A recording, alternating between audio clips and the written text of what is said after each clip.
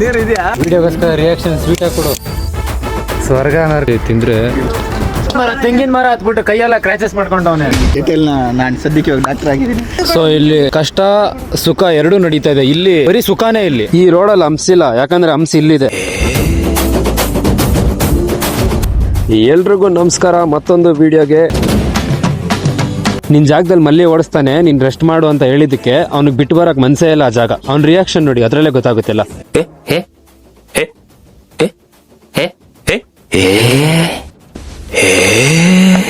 ಅಂಜನಾದ್ರಿ ಬೆಟ್ಟಕ್ಕೆ ಬಂದ್ವಿ, ಆದ್ರೆ ಅಂಜನಾದ್ರಿ ಬೆಟ್ಟಕ್ಕೆ ಬರ್ಬೇಕು ಅಂತ ಬಂದಿಲ್ಲ. ಹಂಪಿ ಅಂದಲ್ಲಿ ಅದ ಹಂಪಿ ಅಷ್ಟೇನಾ?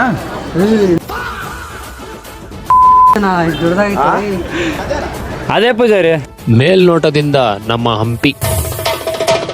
ಇದಾದ್ಮೇಲೆ ನಾವು ಹೊರಟ್ವಿ ಯಾದಗಿರಿಗೆ. ಅಲ್ಲಿವರೆಗೂ ಈ ವಿಡಿಯೋ ಇಷ್ಟ ಆದ್ರೆ ಲೈಕ್ ಮಾಡಿ, ಶೇರ್ ಮಾಡಿ.